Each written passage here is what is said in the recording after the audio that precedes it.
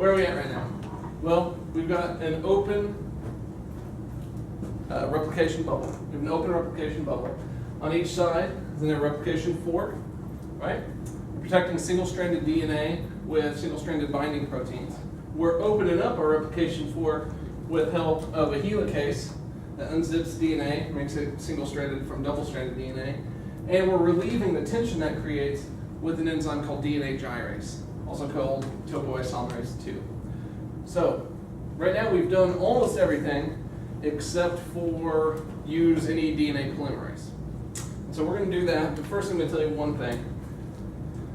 Right here, there are two strands. This is a bidirectional fork, right? There's right-hand fork is moving to the right, left-hand fork moving to the left. And what this causes is what we call the creation of the leading and the lagging strand. And the leading strand, in this case,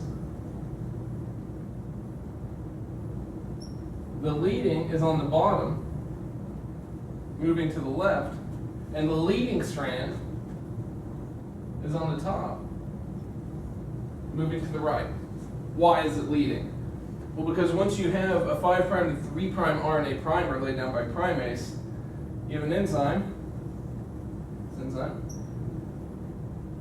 DNA pol 3, more than one DNA pol in bacteria. There's 3 in bacteria, and there's about 5 of them in eukaryotes. DNA pol 3 comes in, takes that free 3' OH, and begins to write new DNA, continuing in the 5' to 3' direction. And this DNA polymerase will scoop down the DNA and write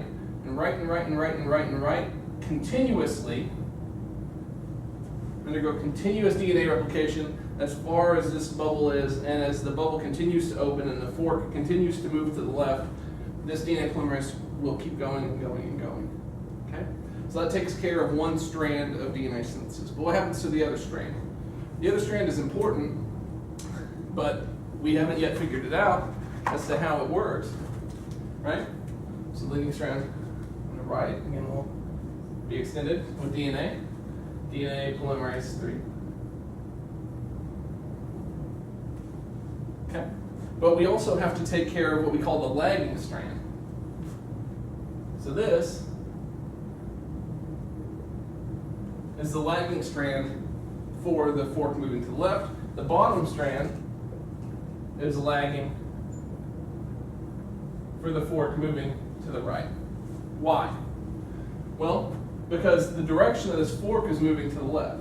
And DNA polymerase is physically a dimer. It's physically hooked to another DNA polymerase. And that DNA polymerase 3 is just like its buddy down here. It can only write in a 5' to 3' direction, and it can only write on the end of a 3' OH. So, for lagging strand synthesis on top here, what do we need to have? We need to have a 5' to 3' RNA primer that DNA polymerase 3 can sit down on, and then write new DNA, continuing in a 5' to 3' direction. But as this fork moves from the right to the left, and this DNA polymerase is working to the left, eventually, since these guys are connected, the top strand gets drug along, and there's a new 5' to 3' RNA primer laid down by primase. There's a new set of DNA laid down as this whole thing slides here and it rewrites. So what you actually have is this being continuous, because it's going to be one great big long strand of new green DNA, and the top strand is going to be RNA, DNA, RNA, DNA, RNA, DNA as it moves to the left. We call this discontinuous. So the lagging strand is discontinuous.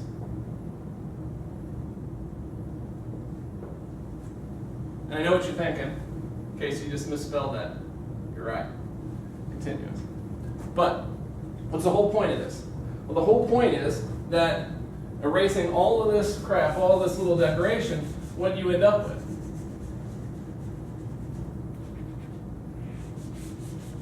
On the bottom, you end up with a single piece of RNA that starts our 5' end, and then a great big long piece of DNA. And on the top, you end up with a similar type of thing. Let's put it back in. Little bitty pieces of RNA filled in with DNA.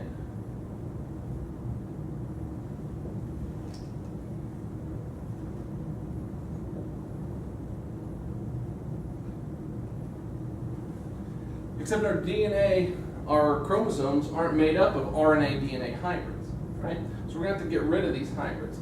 And each set of 5' to 3' RNA-DNA hybrids is called an Okazaki fragment.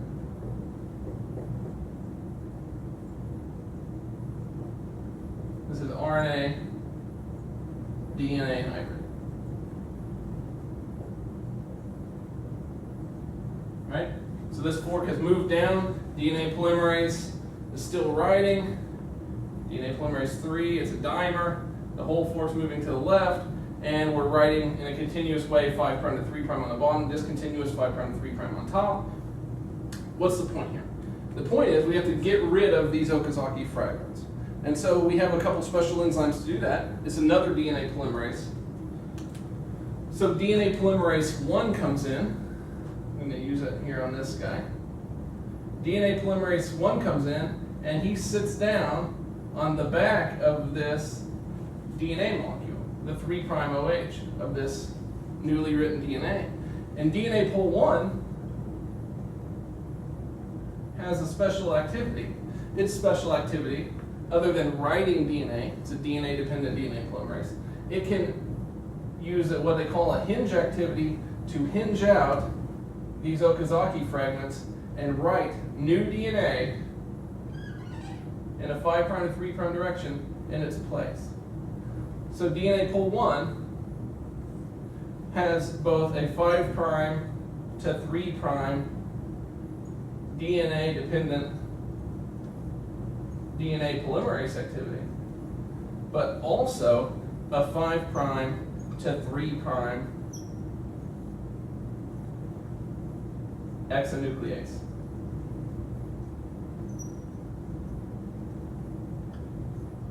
So DNA pol 1 comes in, hooks up to the end of the DNA molecules, clears out the Okazaki fragments, clears out the RNA, and it abuts the other piece of DNA that's sitting there. DNA pol 1 slides back down, again erases this Okazaki fragment, fills in with DNA, again erases this Okazaki fragment, fills in with DNA, and ultimately we'll erase this Okazaki fragment and fill this in with DNA. There's one last thing to consider, is that DNA polymerases write DNA in a 5' to 3' direction. Okay? But that's pretty much all they do.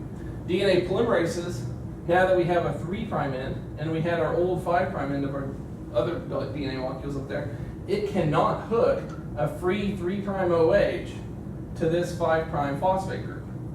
Can't do it. So what we have now, although we've replaced all this RNA with DNA, what we have all over the place is a 5' phosphate group sitting next to a 3' OH. Technically making these new strands of DNA a whole bunch of little choppy bits of DNA. We want to get rid of that. So, the very last thing. An enzyme. DNA ligase. Ligating things is putting them together. DNA ligase comes in, uses an ATP, and it catalyzes the bond between its 3' OH and a 5' phosphate to fill that in. Then DNA ligase comes down here, fills that in. Here, fills it in. Here, fills it in.